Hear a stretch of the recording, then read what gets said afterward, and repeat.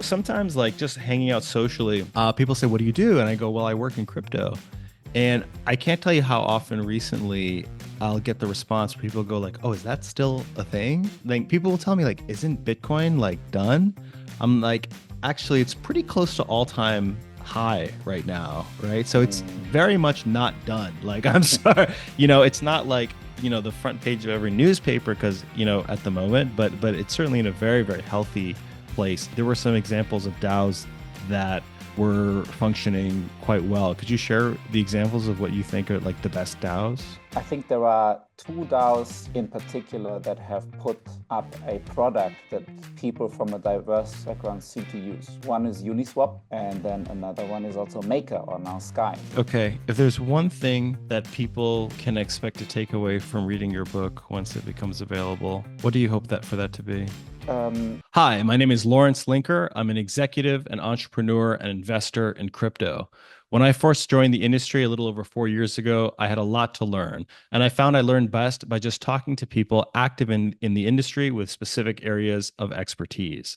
The Coinversations podcast is my invitation to you to join me in these conversations so that we can both continue learning.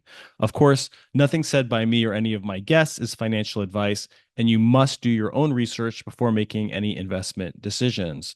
My guest today is my friend and sometimes colleague, Dan Liebau. Dan describes himself as a pracademic because he exists on sort of the intersection of academic work in crypto as well as being a practitioner himself. As a practitioner, he's the founder of Lightbulb Capital in Hong Kong and Singapore, and previously was the chief investment officer of the Modular Blockchain Fund at Modular Asset Management. Before that, he was the COO of HSBC Securities in Singapore. As an academic, he's an affiliate faculty member at Singapore Management University, where he teaches courses on blockchain and digital assets and DeFi. And before that, he was a visiting professor at IE Business School, where he received the Teaching Excellence Award. His research work investigates blockchain in the financial markets context and has been published by various academic journals like Springer and MIT Press. He's also the associate editor-in-chief of World Scientific Annual Review of FinTech Journal, and he's completing his PhD in finance at Erasmus University this year, hopefully, and holds master's degrees in innovation from SMU and finance from IE. Super, super, super smart guy. Someone that I've enjoyed talking to so much over the years and have just learned so much from over the years. He just really takes a unique perspective and a seriousness about learning about the space. And he's also not afraid to get his hands dirty, which I absolutely love.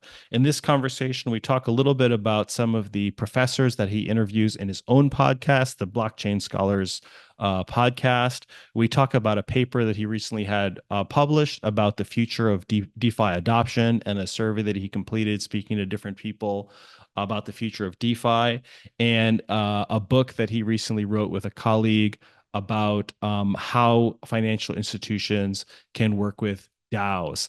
I know I say this every week, but this is one of my favorite conversations because Dan is just such a bright guy. It's so easy to get a great conversation going with him, and that goes in all sorts of different directions. And I hope you enjoy listening to this conversation as much as I enjoy having it. Guys, as always, please a like and a subscribe on this video or wherever you're consuming this podcast is going to be hugely helpful to me. And please put something in the comments, even if it's just something as small as saying, what you liked about the podcast or what you'd like to see differently in the future. I'm really trying to get engagement up on this podcast, and I need your help with that. So thanks very much. Without further ado, here's Dan Liebau.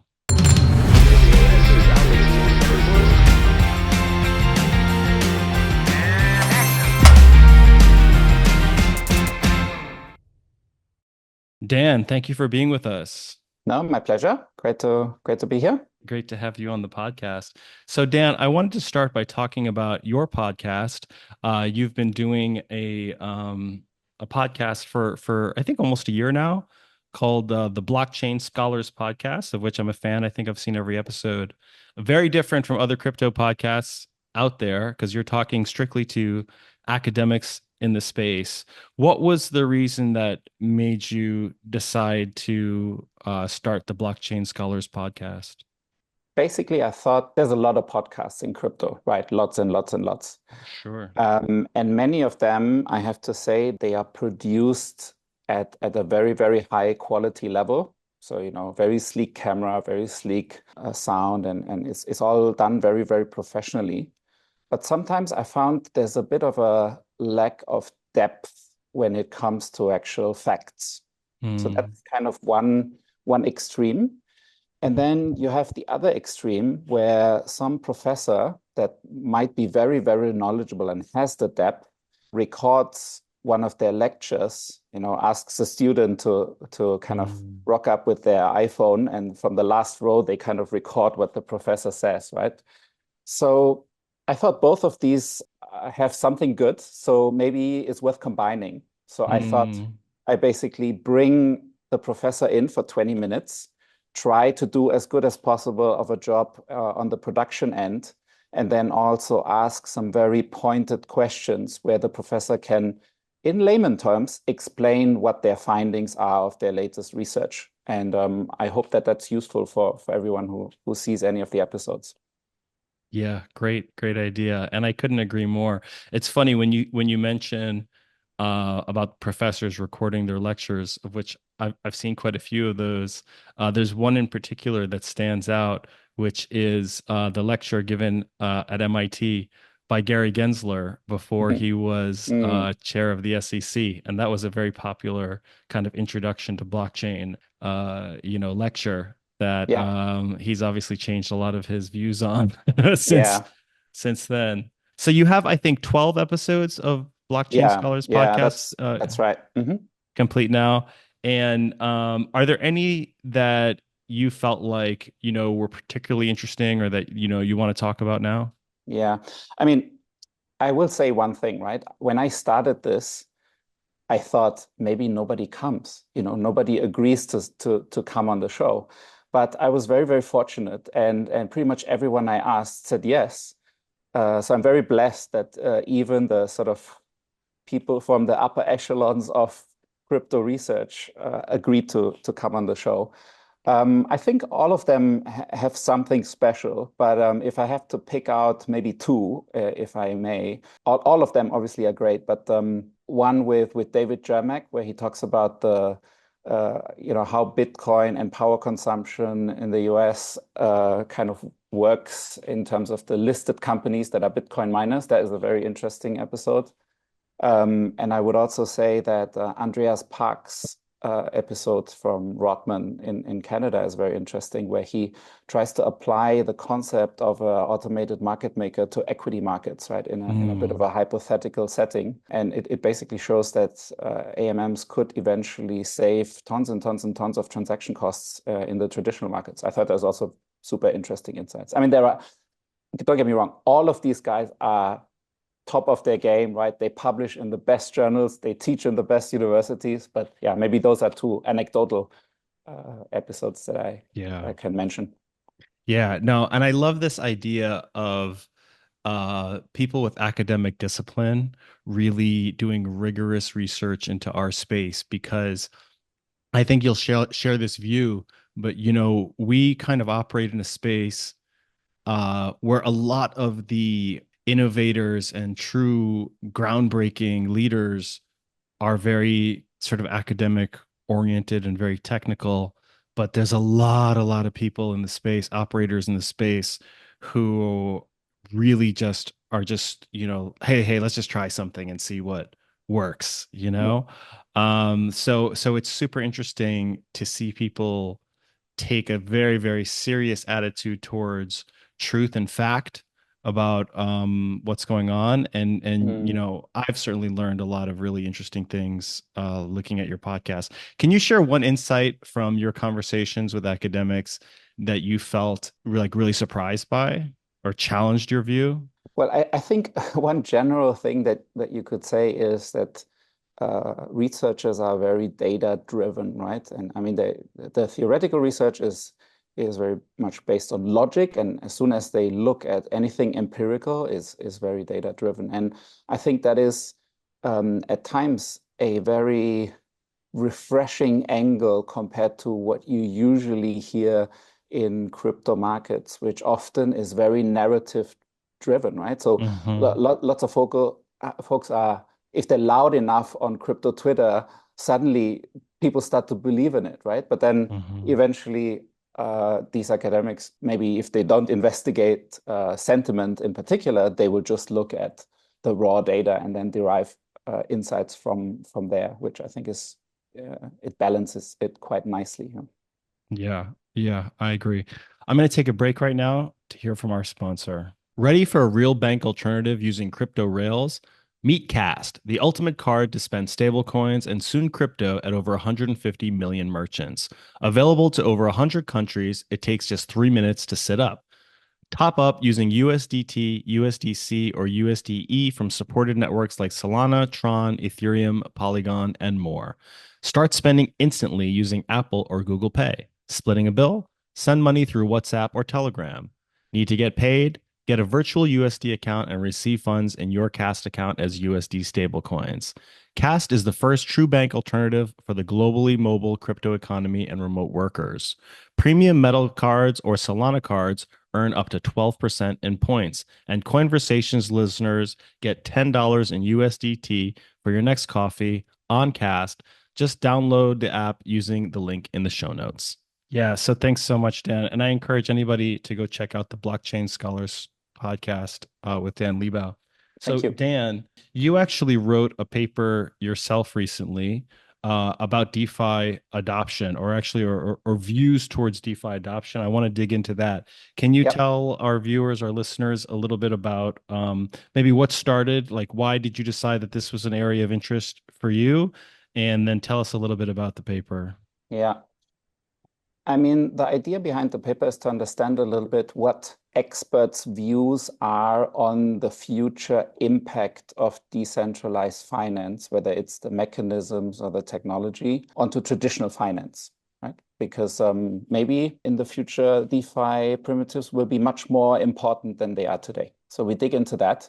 And then as a kind of a top up, we also ask the experts what kind of competencies or skills are required if in 10 years' time, DeFi plays a much bigger role than it does today. And why did I start investigating this? I thought it's a very important thing to understand, right? If you take a large enough group of experts that is diverse enough, and I think we have that because we have basically three groups. We have one group that very much comes from traditional finance, includes people who works in banks and and regulators and so on. And then you have folks that work in the DeFi industry directly, and then you also have some academic researchers who have written about DeFi as a topic. So if you put all of them together, I think the insights derived from the survey that we conducted can be quite meaningful for people who need to get ready for a world where DeFi perhaps plays a bigger role than it does today. Because I think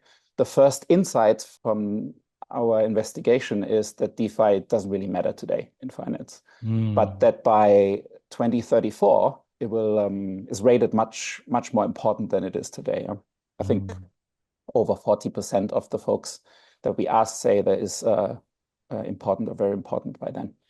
Did you? How many people did you survey in total? We spoke to 109 experts from these three different groups. Right. And when you say 40% of people agree that DeFi will be very important in 10 years, was there a weighting, like most of the people that are currently in DeFi said, yes, it'll be very important in 10 years, and then most of the people in TradFi said no? Maybe it's a little bit beyond the scope of our talk today, but the 40% is an aggregate number. But in the back of the paper, we did actually split up how the different groups responded to each of the questions individually to spot exactly what you're saying, right? To my surprise, they often agree on many things, regardless of whether they come from even a regulatory type of a background or whether they are knee deep in the DeFi industry and work for protocols and so on. Yeah. So can you maybe share a little bit, like, I guess, because I haven't read the full paper, Sure. but I'm just interested, like, can you share like if there was a big differential from between people in TradFi and in DeFi about their view of the importance of DeFi in the future? I think there were no over 50% believe that there's going to be some sort of reasonably big impact on how finance operates today. And that's actually quite interesting because finance is very broad, right? It includes Mm, insurance, it includes banking, asset management, sure. and so on. So there's a big upside for DeFi to have impact. We also asked a little bit about what kind of business areas and processes would perhaps be most affected by such a change. And it turns out that, no surprise, risk management is a big area. Yeah? Mm, 86% of them say, yeah, risk is either moderate or high. And why would that be? Is because if you think about DeFi, there are some idiosyncratic risks that do not exist in traditional finance, right? So if DeFi becomes more prevalent, then of course we need to learn about all of these risks. You think about impermanent loss, for example, right? Is something that mm-hmm, in traditional finance we don't have it in that way, for example. Another area that gets mentioned often is operations. And of course, the blockchain settles transactions instantly, which has a massive impact on how mm-hmm, operations is done. You also have the whole data analysis business processes, which will be very much affected by how a blockchain suddenly needs to be analyzed, right, to derive all sorts of insights and reporting for bank management. This adoption over the next 10 years, according to the expert, is not going to be is going to be rough, right? There are going to be mm-hmm. issues. So one of the biggest issues is, of course, security. Yeah? And I think why that is because not many folks are yet very fluid with all things cryptography. Mm-hmm. So there's a huge learning opportunity to understand how cryptography can be used to secure things. Mm-hmm. But there is, there are more questions than answers amongst folks in traditional finance at the moment. Mm. And another topic that is also being brought up as a big issue, of course, is privacy. And I mean, I keep banging on about that. I always think that public blockchains today reveal a lot of data. Everyone can inspect everything. Sounds great at the beginning, but then also, sometimes we perhaps need some privacy, right? If I'm Mm-hmm. perhaps a high net worth individual, I don't want everyone to be able to, I don't know, go onto Nansen and figure out how much ETH I have or how much USDT I have. Yeah. So that is, interestingly enough, also something that is very sensitive. Yeah. The third thing that is worth mentioning when it comes to the issues is, of course, regulatory challenges and the gazillion questions around how regulation is going to pan out. There's not only anti-money laundering and related regulation, but also perhaps market structure type regulation. As you know, a big topic in DeFi markets is MEV. There's no regulation around how that is going to be managed, whether it's Mm-hmm. fair or not fair. So that is another big issue. Yeah, a lot to figure out. So basically, there are some advantages that DeFi offers that we presume that people will want to take advantage of, that these features are going to be, there's going to be a demand to integrate these features into the traditional financial system. Like at some point, DeFi will be TradFi, right? And then so some of these features are going to get rolled in, at least, according to roughly half of your Mm, survey participants. But there are a lot of concerns about how do we address some of the issues that are, yeah. are coming up at the same time. Let me take a different perspective on this for a Mm, second, because I can't help but think to myself, when I hear 40% of respondents see DeFi being a really big part of the traditional financial system in 10 years, that's very encouraging because that's a lot of people. But at the same time, if we flip it around, 60% of people don't think it's going to get there. Um, do you have a perspective on their opinion? And do you have any kind of like more color on why those people feel like maybe DeFi is not going to get there? mm. I mean, if you lack the sort of very thorough understanding of how a blockchain works, then the issues that we have just discussed might as well look pretty like too big to overcome, right? Sure. Let me give you an example. Today, we know that we can use things like zero knowledge proofs to validate certain characteristics of an identity, right? And we can use that in the context of blockchains. And eventually, further down the line, we can use that in the context of KYC. And there are very smart researchers who already have figured out how to even manage data that is not maintained by the individual themselves, but that is maintained by third parties. This is very important if you think about scenarios where people end up on a sanctions list, for example. Of course, they don't want to be on the sanctions list, but maybe they are on the sanctions list. So if you don't know about the technological advances in that space, for example, you'll say, well, unless we know every single owner of every single wallet on a blockchain, this thing can never work in finance. So I think that's why one of the kind of key takeaways of the paper is also we got to really learn and a lot about how these technical things work, because otherwise it's going to be very hard to drive adoption forward. Yeah. Yeah, I find that interesting. I cannot help but go on a slight tangent here. Sure. I take it you're familiar with WorldCoin. Yep. What do you think about their solution? I don't know enough to make a kind of professional comment on that. Yeah. But I will say that personally, I don't have any account or have engaged with them because I find it quite scary that some private company knows that much about my physical body. If you think about it, most of these large tech companies already know a lot about us in terms of our online behavior, right? They know where we surf to, what kind of music we like, all these sorts of details. So I'm a little bit hesitant to expose the last thing that's standing, which is basically your, information on your unique characteristics of the body. But well, maybe I'm wrong or too old school, don't know. I think you're representing the view that a lot of people have. If you believe what they say, which frankly I believe it, having looked into it a little bit at this point, they actually don't know anything about you. So they use the pattern of your iris to essentially create a unique hash for you, and all they know is your hash. And basically they have a piece of hardware that can essentially match your iris to your hash at any time. So it's no different from a private key on the Bitcoin network.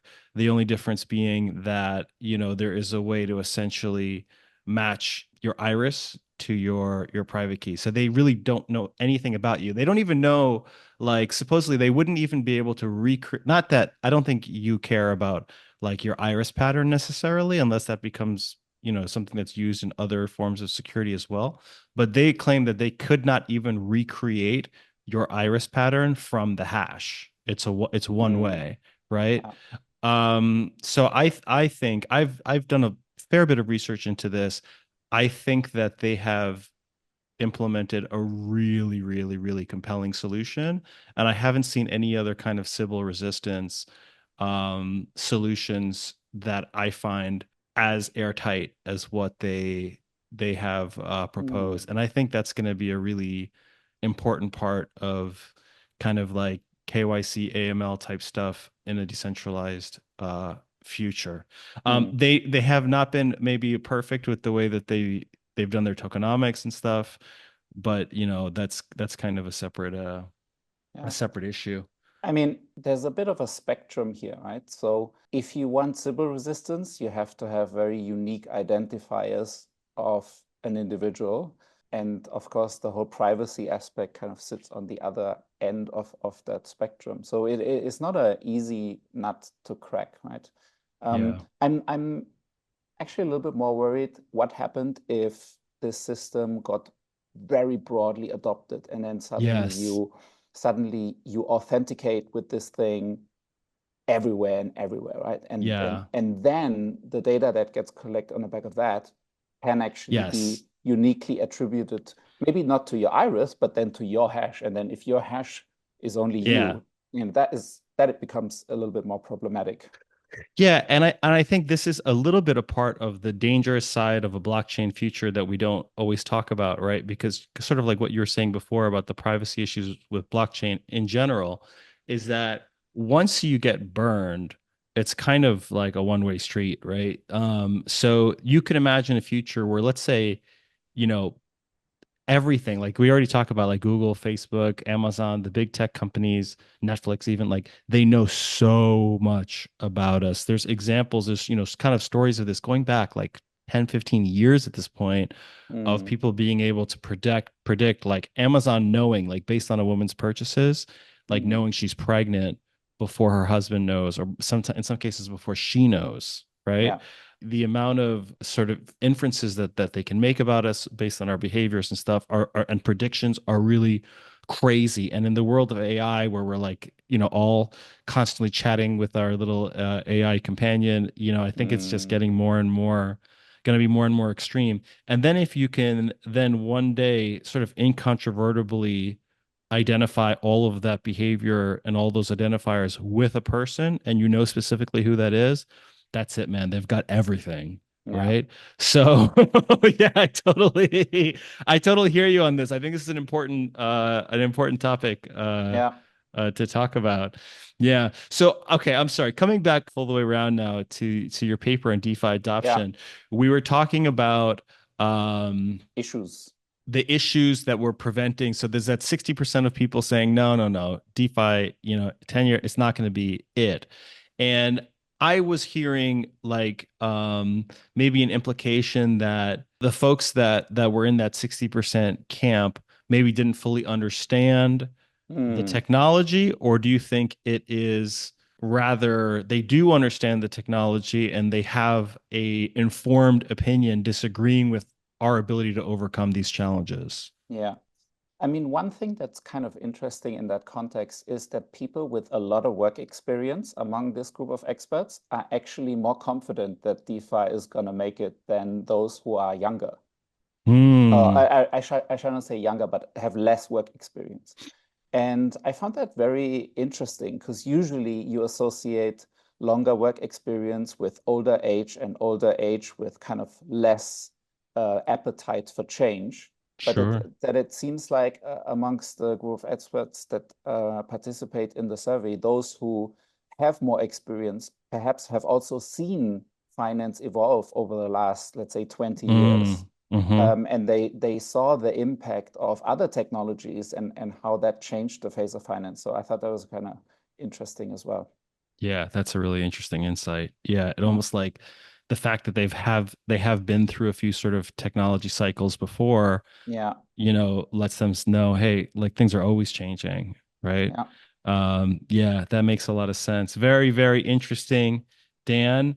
Okay, and I guess final question, although I know I kind of can guess your answer, where do you stand personally? Are you in the 40% camp that thinks DeFi is going to be very important in 10 years, or are you in the 60% camp that thinks it's not going to make it? I think what looks very promising to me is the use of what we can perhaps call decentralized finance primitives, or the mechanisms of DeFi. Um, I mean, one example again is Andreas's paper, right, on the use of AMM in equity markets, for example. Mm-hmm. I think those things are very, very interesting. Um, I do think there is a role for intermediaries just because people are lazy, right? So Yeah. disintermediation comes at a cost. And it also comes at a certain effort because you have to take responsibility yourself and deal with this finance topic, right? And not everyone is very keen to do that. One of the most interesting insights from the paper is we put 5 different scenarios in front of people, all the way from what we call finance as usual, which is nothing happens, DeFi has no impact, to complete DeFi revolution, we call it, where everything runs on DeFi, right? And um, it seems like the TradFi embraces DeFi scenario, which stands for exactly what the name suggests, that they come together, seems to be what is basically the consensus, right? So it's not going to be black or white. It's going to be somewhere in between. Yeah, I think that's the most logical answer as well. Although there can be sometimes events that occur that create like a real sea change, and I wouldn't be surprised like that could happen as well. Last thing I want to say is, I think on the subject of people being lazy, I don't disagree with you, but I think this is something that comes up a lot in the space where we have a tendency to call slow adopters like lazy or stupid. And I want to push back against that a little bit because I just tend to think that people are just cognitive misers and they're just too busy worrying about things that they care about more. And they're just not motivated to learn the intricacies that they, would need to learn to be able to operate in a DeFi world effectively. And essentially, like those of us attempting to onboard people into that world, it's really our problem, not their problem, right? I'm not saying that anyone is stupid, just for the record, right? I'm saying that when I say people are lazy, it's like they can't be bothered to deal with this thing. Yeah. And it's probably not too far away from what you mean. Of course, user experience in DeFi is horrible, and those who work on DeFi solutions should try and improve that, right, to make it easier for other people to use their platforms and systems and protocols. But even then, there are more fundamental questions in finance than, how do I sign a transaction? There's like, what kind of portfolio should I have? Do I want to learn what compound interest is? Like a lot of it has to do with financial literacy, and I think it's probably fair to say that we could all deal with a little bit more financial literacy, Sure. and for that, have to put in the time and learn about it. So Yeah. so if you don't do that, then yeah, maybe you're a little bit lazy. But let's not say that that's not the case, right? It is. I mean, I can only think about it from my own perspective. I happen to be very curious about this one thing, but then I'm lazy with many, many other things that I Sure. probably should Yeah. also learn about, So Yeah. yeah, No, fair enough. Fair enough. Yeah. And I didn't mean to like pick on you personally with that no comment. problem. It's just the perspective Mm, thing. One thing I often think about, like, I think I'm fairly in the weeds with this stuff. And I come across things that I don't understand all the time. Like I just don't know how to use. There's some dApps and whatnot. Like I try to play around with, and after like an hour or two, I'm like, look, man, I think this isn't for me, you know. And then on the security side, and I'm someone who, again, I think is pretty security conscious. I'm not as, maybe not as paranoid as some folks in the community, but I'm pretty security conscious. And I've been hacked, right? mm, So luckily I didn't lose a lot of money. Basically, I'm happy to share my story. It's only happened once, thank God. Was I was using ENS to sign up for, or what I thought was ENS, to buy a vanity Ethereum address. And I actually had connected to a spoof website of the ENS mm, service, and my account was drained. Now I know, now looking back, that there were some suspicious things that I overlooked, that that same trick wouldn't work on me again. And luckily I don't keep a lot of assets in my hot wallet. But there was a feeling after that of like, what? If they could get me for a couple $1,000, like I really feel hesitant to recommend in good conscience, like to my parents, like, hey, you got to get into this DeFi thing because these guys are going to get scammed like in a matter of weeks. They're just not savvy enough to avoid it, right? So I do think that this is a big problem. Like we just can't, like I can understand. I think that in many ways it may remain a logical choice for a while to say, you know what, I'd rather just deal with the bank, where I can Mm, go in and talk to somebody, and if something goes wrong, there's a number I can call, and and all that kind of stuff. yeah. Um, I mean, okay, that's why basically all of these competencies, just to wrap up right on the paper, yeah. that's why there's all these competencies that are required for companies and individuals to build upon. And one big section, of course, is what we call the sector-specific competencies, which also include in, how do you not get hacked? But Yeah. there are also other competencies, including strategic competencies for a company on how to adopt to some scenario where DeFi plays a bigger role. Huh? Yeah. Okay, cool. I mean, we could talk about this forever, but we have something else I want to talk about while I have you here, which is Sure. that you've published a book recently, very exciting. You and your co-author and also colleague, I believe, Sandy O. Mm. Yeah. And it's about DAOs. Yeah. Correct. So let's talk about that a little bit. The book's called Decentralized Autonomous Organizations: How Finance Can Interact with Blockchain-Based DAOs. And there's obviously already quite a few books on DAOs, so we figured that we wouldn't really add much value if you just write another one. But what we figured out as a bit of a gap in the literature and in the kind of book sphere is nobody's written about how DAOs can become service providers or customers of traditional financial firms. Mm. And that's really what the book is all about. As you know, some of these DAOs that also power DeFi platforms, they now command larger and larger sums in their treasury. So it's just a matter of time until fund managers and banks and other institutions might want to service them. But Hmm. then the big question is, well, how do you assess these DAOs? How do you understand not only what they do and what their business model is, but also what are some of the risks that you face when you interact with a DAO that are perhaps fundamentally different from the risks that you face when you interact with a private limited company, right, that is set up Mm. in some jurisdiction. This is fascinating. So, are you envisioning a world, and I'd be super interested to hear if this is already happening, but I guess the question is, are you envisioning a world where a financial institution like a bank has a DAO as a client? Yeah, of course. It's already, I mean, let me be precise here. I think banks haven't done it yet, but fund managers are moving in that direction.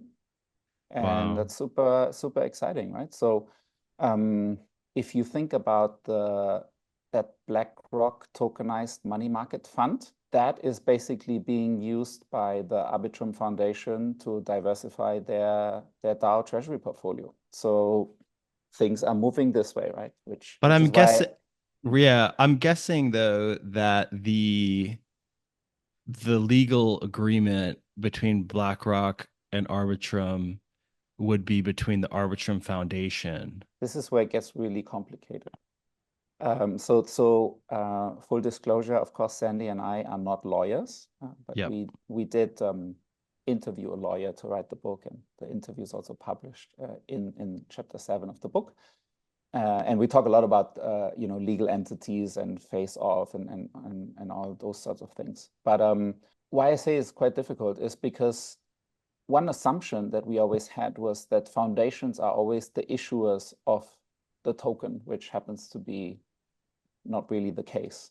So understanding what entity in the context of a decentralized autonomous organization represents what is quite important, right? And Mm. what's interesting to see is that when BlackRock, through an intermediary, it's probably not BlackRock, actually, it's the intermediary Securities who worked on this with the Arbitrum Foundation.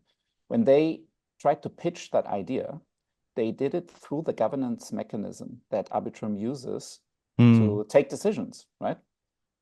So they wrote up how it's all going to work, and then ARP token holders had to vote on it. Mm. So the decision making that happened on chain is actually a an important part. It's not like, Yeah. okay, Is there are it three guys. binding? Hmm?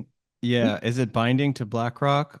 Or is there, I would imagine that, yeah, go ahead. Yeah, so BlackRock in this particular case is just the product producer, if you like, right? Yep. But then, of course, the intermediary Securitize was the one who put forward the proposal. I think there was a big hoo-ha actually when that came into the press because it looked like Arbitrum had BlackRock relationship, which was not true, right? It's the same as if you or I buy, I don't know, the Bitcoin BlackRock ETF, then it doesn't mean that Lawrence or Daniel have a direct relationship with them, right? We just go Yeah. onto, I don't know what, interactive brokers and we buy that thing on the exchange. But what it does say is that regulated and licensed financial institutions are keen to try and explore how to service DAOs.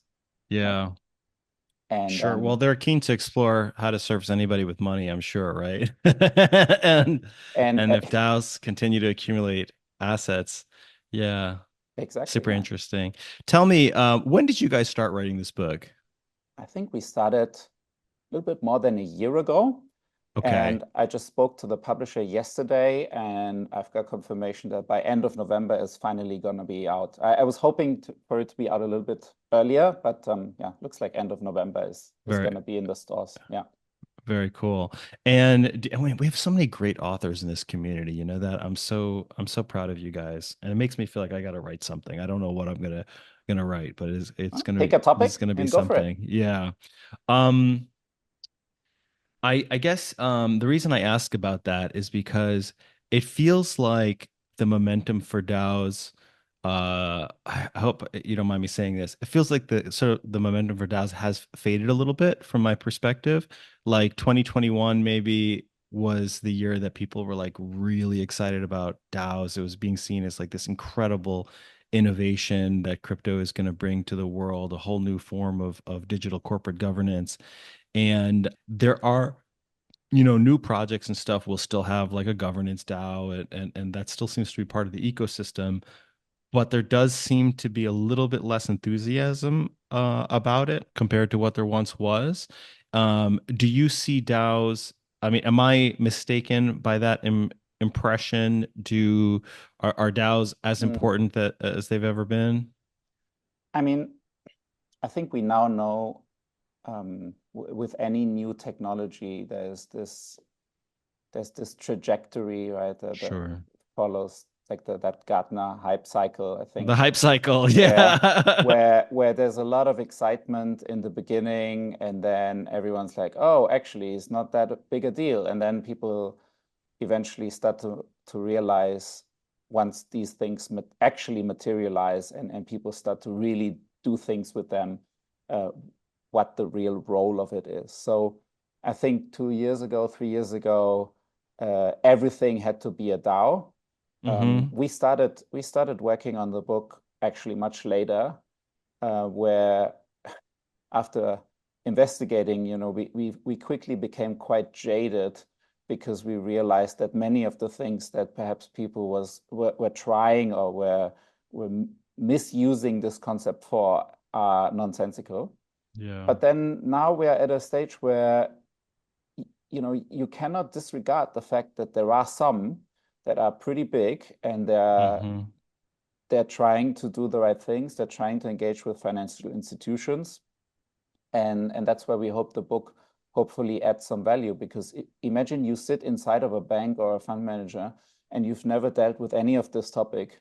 How are you going to assess the risk of doing business or engaging with this DAO, right? Is kind of Hmm. complicated, even beyond the pure legal topics that we talk about a little bit. There's also other risks that you have to be aware of to work through this and make an informed decision. Yeah. Yeah. Yeah, that's a great answer. And I think that's something so important to remember, right? Is that, yeah, we do tend to do this thing in crypto. And I think we're all guilty of it to some degree. I know, at least I am. I'll cop to that. Is some kind of new innovation comes out, it's super exciting for a while. Maybe it doesn't live up to all the expectations of promise that it had immediately in all cases. And then there's a tendency for us to go like, oh, is that still a thing? And like, actually, yeah, it very much is. It reminds me of the people, sometimes like just hanging out socially, people say, what do you do? And I go, well, I work in crypto.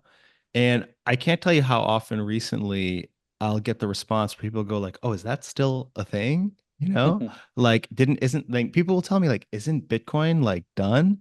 I'm like, "Actually, it's pretty close to all-time high right now, right? So it's Mm, very much not done." Like, I'm sorry, it's not like, the front page of every newspaper because, at the moment, but it's certainly in a very, very healthy place. But yeah, to dig in a little deeper on this question, you mentioned that there were some examples of DAOs that, were functioning, quite well. Could you share the examples of what you think are like the best DAOs? and the best DAOs. I mean, I think there are two DAOs in particular that have put up a product that people from diverse backgrounds seem to use, right? And one is Uniswap, Mm-hmm. right? And then another one is also Maker or now Sky, Yeah. with their decentralized stablecoin, right? And Maker is quite interesting. I mean, we have two case studies in the book as well, where we basically take our assessment framework and then the risk methodology and all of that, and then we apply it to Maker actually and one other DAO. I think, they're also interesting because if you look at, for example, regulated platforms that offer tokenized private credit now, some of them denominate their issuance in DAI, right? Mm. So there's another link directly into the world of traditional finance, and everyone who's involved in that sort of play will obviously have to look at the underlying governance mechanisms of the service provider that puts DAI on the table, right? So I think Mm-hmm. that's perhaps one important example. Yeah, MakerDAO tends to be like, I guess, the classic example that people will give about a functioning DAO. And I know they've certainly had their issues, but yeah, it does seem to be, as far as I know, more or less working pretty well. Why do you suppose that there aren't more? Why don't we have more examples of successful Mm. projects being managed by DAOs? Let me split my answer into two. So the first part of the answer is that all of this stuff is basically technology startups, right? Mm-hmm. And we already know that most of technology startups die, right? 90% Sure. of them. So just because you operate on top of a blockchain, that doesn't really change that metric. Certainly not for the better, maybe for the worse, Yeah. right? And the second part is that not every service needs to be operated as a DAO. Mm-hmm. There are legitimate business models and business cases where you want to have an intermediary, right? And I mean, kind of goes back to what we we're talking about earlier. So I think where DAOs are really cool are where you have to govern some sort of public infrastructure. Mm. But then not everything is public infrastructure suddenly, right? That is decentralization illusion in my head. Yeah. I mean, a lot of the DAO founders will always quote Elinor Ostrom and how she kind of figured out how to um, how small communities can govern a resource, whether it's fish in the ocean or water under, drinking fresh water basically under some land. Um, you can't just say, oh yeah, just because it works for fish in the ocean, it also works for, I don't know, websites. Sure. You have to really think about where these things make sense and where not. So after having looked into this DAO thing for the last year and a bit, I'm definitely very convinced that not everything needs to be a DAO. Yeah. Yeah. Yeah, very interesting. If there's one thing that people can expect to take away from reading your book once it becomes available, what do you hope that for that to be? I hope that we add a little bit to the understanding of associated risks. Yeah. And for example, I can just call out a few, not all of them, but a few. there's this thing that we call accountability risk, right? And the issue is, of course, you do something with a DAO, and then who's ultimately responsible, right, for the actions is quite of a complicated thing. You also have this thing that we call community risk, and that is that basically the people who chip in suddenly stop to chip in, right? Let's say you're a bank and you really like something like Aave, right, where you have a borrowing and lending platform. Obviously, that platform is dependent on all of the software developers that upgrade the protocol and the service and so on, right? What happens if they stop, right? Because it's very easy for them to walk away. There's of course also other things like governance risks and also related technology risk, actually, because depending on which blockchain you operate on, you might have outages and so on.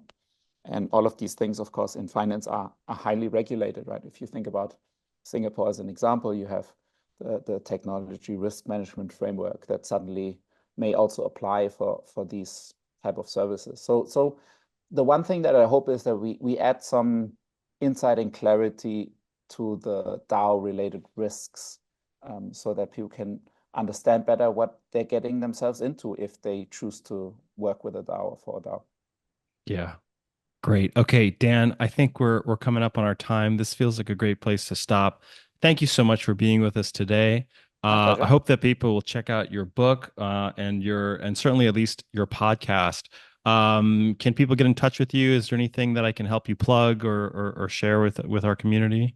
Well, I'm quite active on LinkedIn, so if anyone wants to get in touch, probably the easiest way is LinkedIn, not Telegram.